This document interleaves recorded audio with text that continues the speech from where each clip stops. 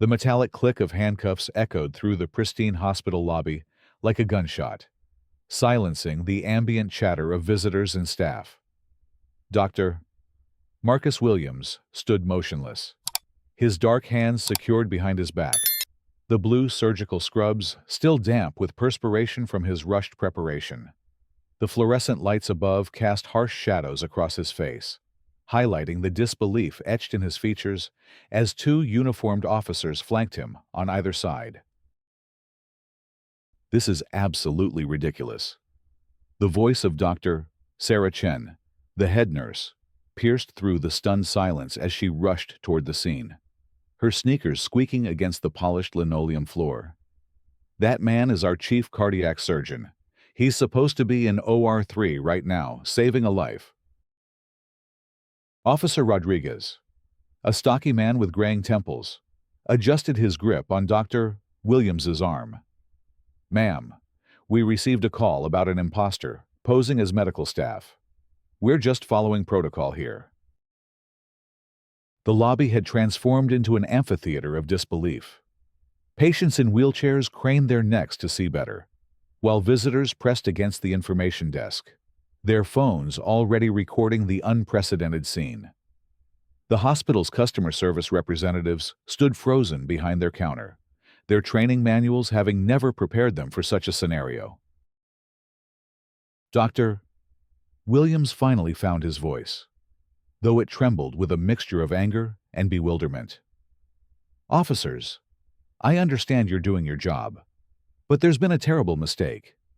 I have a patient on the table right now who needs emergency bypass surgery. Every minute we waste here could cost him his life."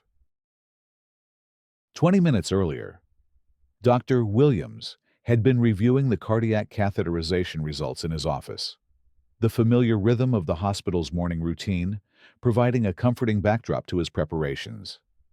At 42, he had performed over 3,000 successful surgeries and earned the respect of colleagues across the entire medical center. His walls were adorned with diplomas from Harvard Medical School, certificates of excellence from the American College of Surgeons, and photographs with patients whose lives he had saved. The call had come at 7:30 a.m. sharp. "Dr. Williams, we need you in emergency. 58-year-old male, massive myocardial infarction, needs immediate intervention." He had grabbed his surgical cap, the one his daughter had given him with "World's Best Dad" embroidered in tiny letters on the inside band, and headed straight for the pre-op area. Thomas Patterson lay on the gurney, his face ashen and breath labored, surrounded by the controlled chaos of emergency medical care. Monitors beeped steadily, tracking his vital signs while nurses prepared IV lines and oxygen masks. His wife, Margaret, held his hand tightly, her knuckles white with fear. "Mrs. Patterson, I'm Dr. Williams, your husband's cardiac surgeon." He had introduced himself with the calm confidence that had reassured thousands of families over the years. "We're going to take excellent care of him." Margaret Patterson nodded gratefully, tears streaming down her cheeks. "Thank you, Doctor. Please save him. He's all I have." But it was Margaret's sister, Karen Hutchinson, who had arrived 15 minutes later, her presence announcing itself with the sharp click of designer heels against the hospital floor. Karen was a woman who commanded attention wherever she went, not through accomplishment or kindness, but through an aggressive sense of entitlement that had been cultivated over 53 years of privilege. Her blonde hair was pulled back in a severe bun, and her navy blue blazer bore the unmistakable signs of expensive tailoring. "Margaret, what's happening? Where's the real doctor?" Karen's voice carried across the waiting area as she surveyed the scene with obvious distaste, her eyes immediately fixed on Dr. Williams as he emerged from reviewing the surgical plan with his team. "That's him. Karen, Dr. Williams is going to perform the surgery," Margaret explained, relief evident in her voice, despite her worry. Karen's expression shifted from confusion to outright suspicion. Him, Margaret? Are you serious? He looks like he should be mopping floors, not performing heart surgery. Where did he even get those scrubs? I demand to speak to the real surgeon immediately. Dr. Williams, overhearing the conversation, approached with professional courtesy and tact, despite the obvious slight. Ma'am, I understand your concern for your family member. I'm Dr. Marcus Williams, and I'll be performing your brother-in-law's bypass surgery. I have 15 years of experience in cardiac surgery, and I want you to know that Mr. Patterson will receive the absolute best care. Karen stepped back as if Dr. Williams carried some contagious disease. I don't think so. I want a real doctor, a qualified doctor, someone who actually went to medical school, not some diversity hire who's pretending to be qualified. Her voice rose with each word, drawing stares from other families in the waiting area. The words hit Dr. Williams like physical blows. He had heard similar comments before, whispered in medical school hallways or muttered by patients who requested different doctors, but never so blatantly, never with such venomous certainty. Ma'am, I assure you that I am fully qualified. I graduated magna cum laude from Harvard Medical School and completed my residency at Johns Hopkins. Your brother-in-law needs surgery immediately, and I am the most experienced cardiac surgeon on staff today. Harvard Johns Hopkins right. Karen's laugh was harsh and mocking. I know affirmative action when I see it. You people get handed these positions without earning them. I'm not letting you experiment on my family. Margaret, call the hospital administration right now and demand a real surgeon. Margaret looked torn between her sister's demands and her husband's critical condition. Karen, please. The nurses all said he's the best surgeon they have. Thomas is dying. We don't have time for this. But Karen was already dialing 911 on her phone, her voice taking on the practiced tone of someone accustomed to getting her way through complaint and threat. Yes, I need police at Metropolitan General Hospital immediately. There's a man impersonating a doctor, and he's about to perform surgery on my brother-in-law. He's black, wearing surgical scrubs, claiming to be a heart surgeon. This is clearly medical fraud, and someone could die if you don't get here right away. Dr. Williams watched in horror as Karen spoke to the emergency dispatcher, her words carefully chosen to paint him as a dangerous imposter rather than a qualified physician. Around them, other medical staff began to take notice of the escalating situation. Nurse Chen approached, her expression grave. Dr. Williams, Mr. Patterson's condition is deteriorating. We need to get him to surgery now, or we're going to lose him. I know. Sarah, let me just try to resolve this misunderstanding quickly. He turned back to Karen, who had finished her call and stood with arms crossed, a satisfied smirk on her face. The police are on their way, she announced loudly enough for the entire waiting area to hear. They'll sort out this charade quickly enough. I'm not letting some unqualified imposter touch my family. Dr. Williams felt the familiar weight of racial prejudice settling on his shoulders like a heavy coat. It was a burden he had carried his entire professional life, the constant need to prove himself twice as qualified, twice as competent, twice as worthy as his white colleagues. But never before had it threatened a patient's life so directly. Ma'am, while we wait for this misunderstanding to be cleared up, your brother-in-law is suffering a massive heart attack. Every minute of delay reduces his chances of survival. I'm begging you to reconsider. Karen's response was swift and cutting. The only thing I'm reconsidering is whether to file a complaint with the medical board about this hospital's hiring practices. You can drop the act now, The police will be here any minute.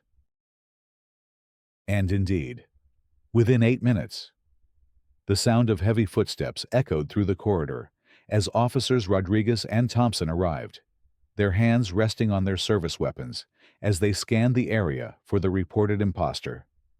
Their eyes immediately fixed on Dr. Williams, the only black person in medical attire visible in the immediate area. "Are you the individual impersonating medical staff?" Officer Thompson asked, his tone suggesting the answer was already decided. Dr. Williams raised his hand slowly, a gesture he had learned from bitter experience. "Officers, I am Dr. Marcus Williams, Chief of Cardiac Surgery at this hospital. I believe there's been a misunderstanding. I have my hospital ID badge, my medical license, and can provide references from any administrator here." But Karen was already approaching the officers, her voice dripping with false concern. "Officers, thank goodness you're here. This man has been claiming to be a heart surgeon, but it's obviously a scam. He's probably here to steal drugs or medical equipment. I caught him just before he was about to perform surgery on my brother-in-law." Officer Rodriguez looked between Karen and Dr. Williams, his training telling him to take all reports seriously, but his eyes showing some uncertainty. "Sir, do you have identification?" Dr. Williams slowly reached for his wallet, his movements deliberate and visible. "Of course. Here's my hospital badge, my medical license, and my driver's license. You can verify with any member of the hospital administration." But, as he reached for his identification, Karen interjected again. "Officers, he could have stolen those IDs or faked them. These people are very clever about documentation fraud. I've seen it on the news all the time.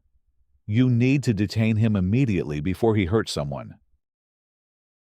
The phrase, "these people," hung in the air like toxic smoke, its meaning clear to everyone present. Dr.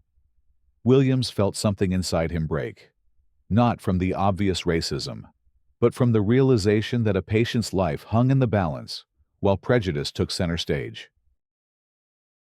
"Officers, I understand your caution, but I have a patient in critical condition who needs immediate surgery.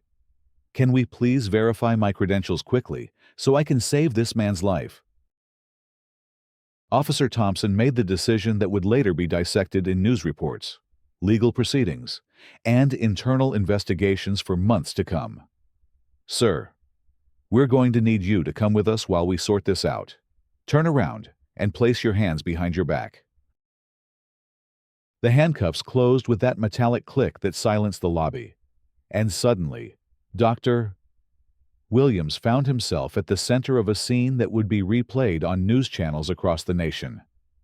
Hospital staff began emerging from various departments, drawn by the commotion and the shocking sight of their chief surgeon in restraints.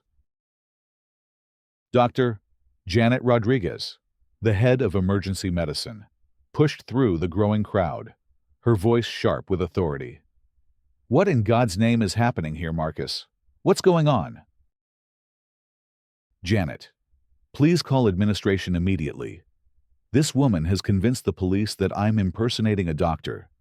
Mr. Patterson is going to die if we don't get him to surgery right now." Dr. Rodriguez turned to the officers with barely contained fury. "Officers, this is Dr. Marcus Williams, one of the most respected cardiac surgeons in the state. He has a patient dying upstairs while you have him in handcuffs based on what appears to be a racist assumption." Karen's voice rose defensively. "This has nothing to do with race. I'm simply protecting my family from medical fraud. Anyone can see this man doesn't belong in a surgical suite." The comment triggered an explosion of responses from the medical staff now gathering in the lobby. Nurses, residents, technicians, and doctors who had worked with Dr. Williams for years began voicing their outrage, their professional composure cracking under the weight of the injustice they were witnessing. "Are you kidding me right now, Doctor?" Amanda Foster, a young resident, stepped forward, her voice shaking with anger. "Doctor, Williams trained me in cardiac procedures. He's saved more lives than you could count in a lifetime." Nurse practitioner Michael Johnson added his voice to the growing chorus. "I've been working here for 12 years, and Dr. Williams is the most skilled surgeon I've ever assisted. This is absolutely insane." The lobby was now filled with medical personnel, their scrubs creating a sea of blue and green as they surrounded the officers and their detained colleague. Patients and visitors watched in fascination and horror as the drama unfolded, many recording the scene on their phones. Officer Rodriguez was beginning to show signs of uncertainty, as the collective testimony of the medical staff contradicted the caller's claims. "Ma'am," he addressed Karen, "these people all seem to know this individual as a doctor." Karen's response revealed the depth of her prejudice. "Of course they're protecting him. It's all part of the diversity hiring conspiracy. They have to stick together to maintain the illusion. Officers, I'm telling you, this man is not qualified to be a surgeon. Just look at him." The phrase, "just look at him," crystallized the entire situation for everyone present. Dr. Williams, despite his restraints, stood with the dignity that had carried him through medical school, residency, and years of similar challenges. His colleagues saw a brilliant surgeon. Karen saw only skin color. Hospital Administrator Robert Chen arrived at that moment, having been summoned by multiple staff members. His usually composed demeanor cracked when he saw Dr. Williams in handcuffs. "Officers, I need you to release Dr. Williams immediately. He is indeed our chief of cardiac surgery, and he has a patient in critical condition who needs emergency surgery right now." Administrator Chen pulled out his tablet and began scrolling through official documents. Here are his credentials, his employment records, his surgical statistics. Dr. Williams has a success rate of 98.7% in cardiac procedures, which is among the highest in the country. You are detaining one of the most qualified surgeons in the state. But Karen wasn't finished. Her voice became even more shrill as she realized her narrative was crumbling. "I don't care what fake documents you people have created. I know medical fraud when I see it. This man is not a real doctor, and I will not allow him to touch my family." Dr. Williams, still in handcuffs, looked directly at Karen with a mixture of pity and exhaustion. "Ma'am, your brother-in-law is dying. While we've been standing here arguing about my qualifications, his heart has been failing. In about 10 minutes, the damage will be irreversible. Is your prejudice really worth his life?" The words hit Margaret Patterson like a physical blow. She had been standing silently, torn between her sister's certainty and her husband's critical condition. But Dr. Williams' blunt assessment forced her to make a choice. "Karen, stop it. Just stop it right now. Thomas is dying, and you're playing games with his life." Margaret turned to the officers with desperation in her voice. "Please, officers, let the doctor go. I don't care what my sister thinks. I want Dr. Williams to operate on my husband. Please." Officer Thompson looked at his partner, then at the sea of medical professionals surrounding them, then at Administrator Chen's documentation. The weight of evidence was overwhelming, but protocol demanded verification. "Sir," he addressed Administrator Chen, "can you confirm this man's identity through your hospital's security system?" Administrator Chen was already on his phone. "Security. I need immediate verification of Dr. Marcus Williams' credentials and employment status." "Yes, I'll hold." He covered the phone and addressed the officers. "This will take just a moment. But gentlemen, you are currently detaining our chief surgeon while his patient is dying upstairs." The tension in the lobby was palpable as everyone waited for official confirmation of what the medical staff already knew. Dr. Williams closed his eyes, thinking about Mr. Patterson's deteriorating condition, calculating how much viable heart muscle was being lost with each passing minute.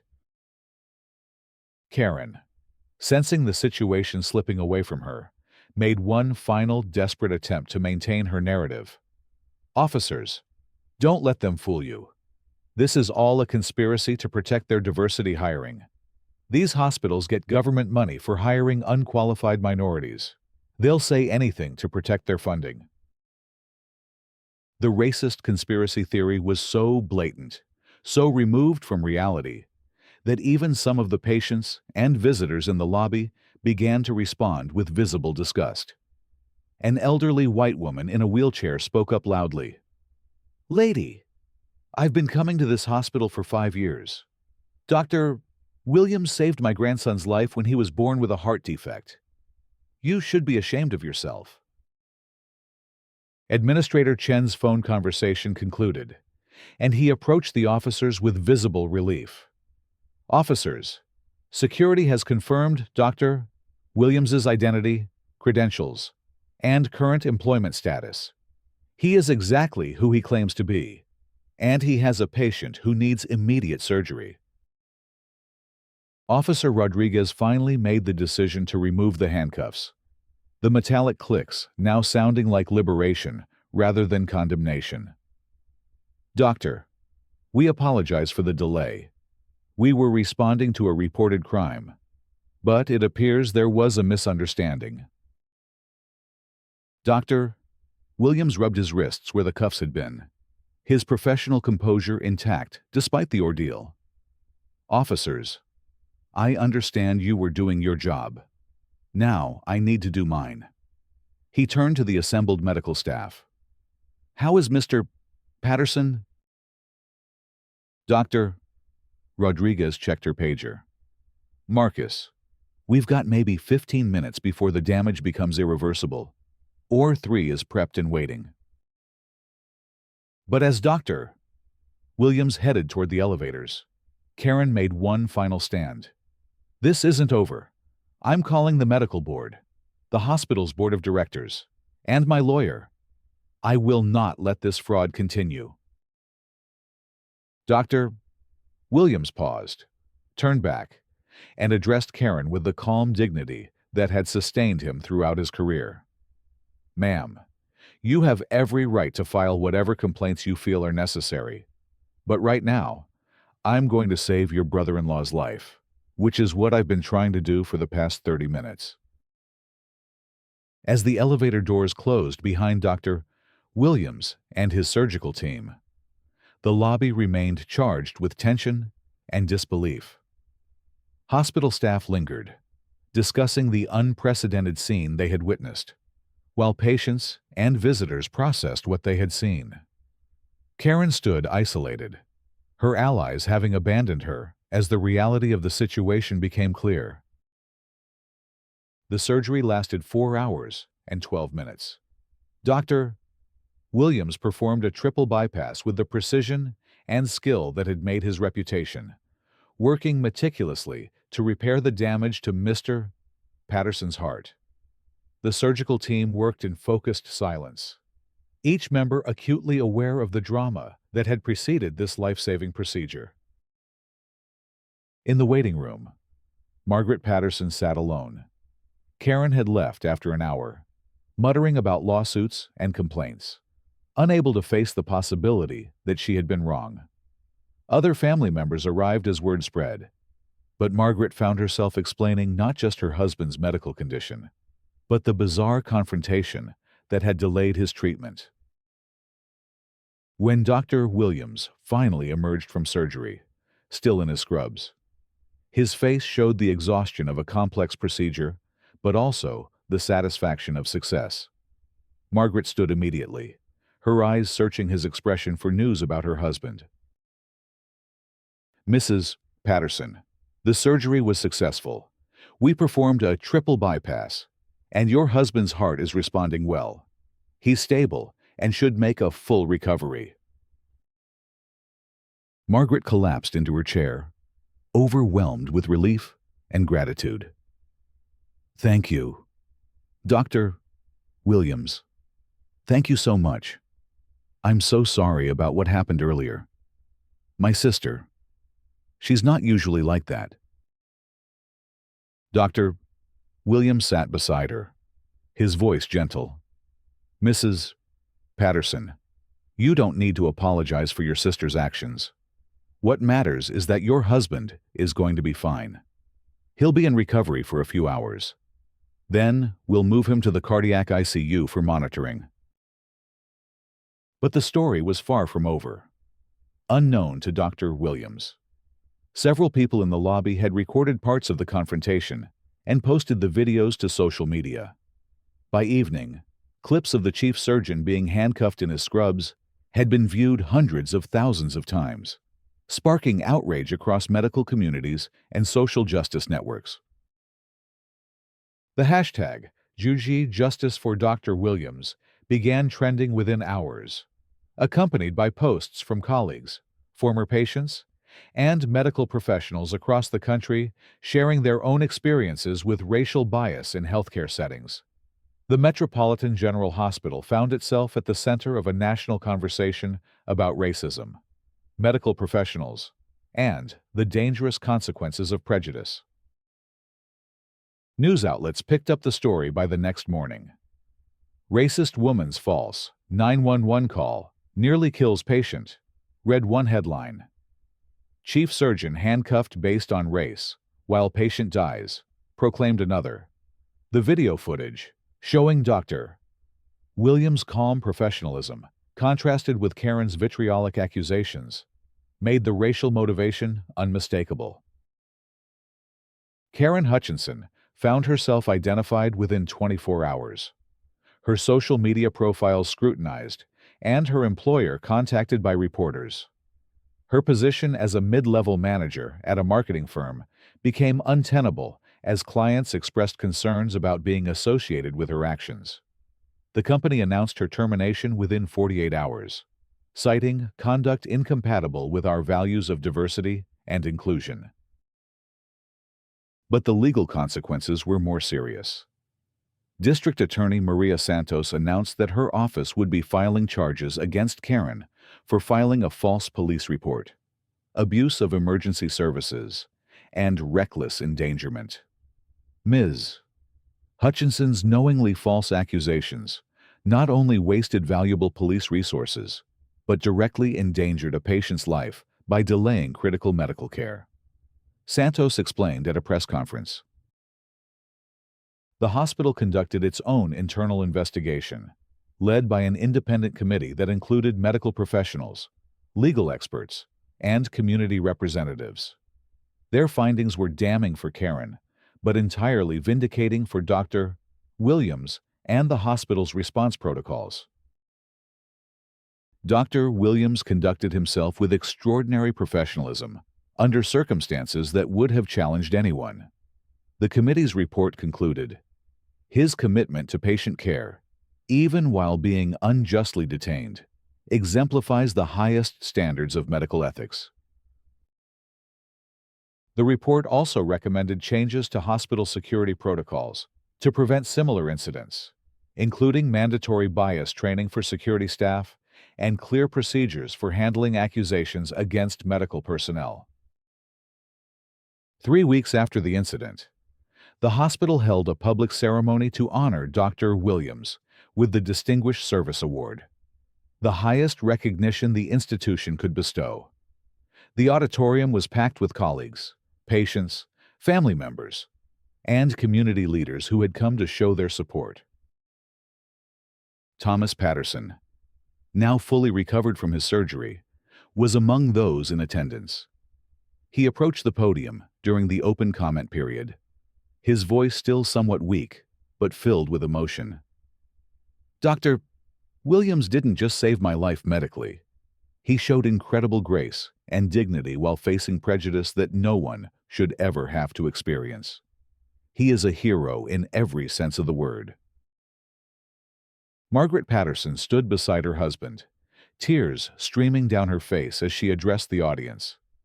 "My sister's actions nearly cost my husband his life, and they subjected Dr. Williams to treatment that was both cruel and unjust. I want everyone to know that Dr. Williams showed us what real character looks like, even in the face of hatred." When Dr. Williams took the podium to accept the award, his speech was both humble and powerful. "This recognition means a great deal to me, but I want to be clear about something. I did nothing heroic that day. I simply tried to do my job, which is to save lives regardless of the circumstances. The real heroes are my colleagues, who stood up for what was right, the patients who supported me, and the community that refused to let prejudice win." He paused, looking out at the diverse audience before continuing. "What happened to me that day happens to healthcare workers of color across this country more often than anyone wants to admit. We face questions about our qualifications, assumptions about our competence, and barriers to providing the best possible care for our patients. But we persist because our patients deserve nothing less than our absolute best, regardless of their prejudices or the prejudices of their families." The legal proceedings against Karen moved forward steadily. Her defense attorney's attempts to portray her actions as a misunderstanding or overcautiousness were undermined by the clear evidence of racial animus in her language and behavior. The recorded videos, witness testimony, and her own statements to police painted an unmistakable picture of racially motivated false accusations. During the trial, prosecutor Jennifer Walsh presented a compelling case that Karen's actions went far beyond a simple mistake. The defendant didn't simply question Dr. Williams' credentials, Walsh argued. She specifically cited his race as evidence of fraud, used derogatory language about these people, and persisted in her accusations even when presented with clear evidence of his qualifications. Her actions were deliberate, malicious, and potentially deadly. The jury deliberated for less than 2 hours before returning a guilty verdict on all charges. Karen was sentenced to 6 months in jail, 2 years of probation, 500 hours of community service at healthcare facilities serving minority communities, and ordered to pay restitution to the hospital for the disruption her actions caused. Judge Patricia Williams, no relation to Dr. Williams, delivered a scathing assessment during sentencing. "Ms. Hutchinson, your actions that day revealed a level of racial prejudice that is not only morally reprehensible, but dangerous to public safety. You nearly caused the death of your own brother-in-law because your racism blinded you to reality. This court hopes that your sentence will serve as a deterrent to others who might consider similar actions." The case became a catalyst for broader changes in hospital policies nationwide. The American Medical Association issued new guidelines for addressing racial bias in healthcare settings, while medical schools incorporated additional training on confronting prejudice in clinical environments. Dr. Williams continued his work at Metropolitan General Hospital, his reputation enhanced rather than damaged by the ordeal. He became a sought-after speaker at medical conferences, sharing his experience and advocating for policies to protect healthcare workers from discrimination. 6 months after the incident, he was invited to deliver the keynote address at the National Medical Association's annual conference. His speech, titled "Healing in the Face of Hatred," became one of the most widely shared presentations in medical education. "We enter medicine to heal," he told the audience of hundreds of physicians. "But sometimes we must heal not just our patients' bodies, but our society's prejudices. We must be prepared to face discrimination with dignity, respond to hatred with competence, and answer doubt with excellence. Our patients depend on us to rise above the circumstances, no matter how unjust they may be. Thomas Patterson made a full recovery and became an advocate for racial justice in healthcare, speaking at community events about his experience and the importance of judging medical professionals by their skills rather than their appearance. His relationship with his sister-in-law Karen remained permanently severed, her actions having revealed a side of her character that neither he nor Margaret could forgive. Margaret Patterson filed for divorce from her sister emotionally, cutting all contact and refusing to acknowledge Karen's eventual appeals for reconciliation. "She nearly killed my husband because of her racism," Margaret explained to friends. "I can't have that kind of hatred in my life." The hospital's investigation revealed that Karen had a history of complaints and confrontational behavior, including previous incidents at restaurants, retail stores, and service businesses where she had questioned the qualifications of minority employees. The pattern of behavior supported the prosecution's argument that her actions were deliberate rather than accidental. A year later, Dr. Williams was featured on the cover of Medical Professional magazine as Physician of the Year, recognizing not only his surgical excellence, but his grace under pressure and advocacy for healthcare equity. The accompanying article detailed his journey from the son of factory workers to chief of cardiac surgery, highlighting the challenges he had overcome and the barriers he continued to face. In the interview, Dr. Williams reflected on the incident with characteristic thoughtfulness. "That day changed my perspective on many things, but it didn't change my commitment to patient care. If anything, it reinforced my belief that we, as healthcare providers, must be prepared to face any challenge, whether medical or social, in service of our patients' well-being." The story became a case study in medical schools and diversity training programs, used to illustrate the real-world consequences of racial bias in healthcare settings. Students learned not just about the medical aspects of Dr. Williams's case, but about the social dynamics that could interfere with patient care. Karen's community service assignment required her to work in clinics serving predominantly minority populations, where she was forced to confront the reality of healthcare professionals who looked like Dr. Williams providing excellent care to patients every day. The experience, according to her probation officer, was transformative, though she never publicly acknowledged her change in perspective. The incident also sparked changes in police training protocols, with departments across the country implementing new procedures for responding to calls about impersonation in professional settings. Officers were trained to look for concrete evidence of fraud rather than relying on the race or appearance of the accused individual. 5 years later, Dr. Williams was appointed to the State Medical Board, where he worked to implement policies protecting healthcare workers from discrimination and ensuring that medical decisions were based on qualifications and competence rather than bias or prejudice. Thomas Patterson celebrated his 5th anniversary of successful recovery by establishing a scholarship fund for minority medical students, naming it in honor of Dr. Williams. "If my experience taught me anything," he said at the fund's launch, "it's that we need more doctors like Dr. Williams, and we need to make sure that talented people aren't discouraged from pursuing medicine because of the barriers they might face."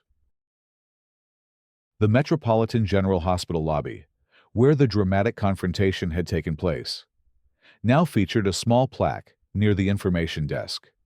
It read, "Dedicated to the principle that excellent healthcare knows no boundaries of race, gender, or background. All patients deserve the best possible care from qualified professionals, and all healthcare workers deserve to practice their profession with dignity and respect."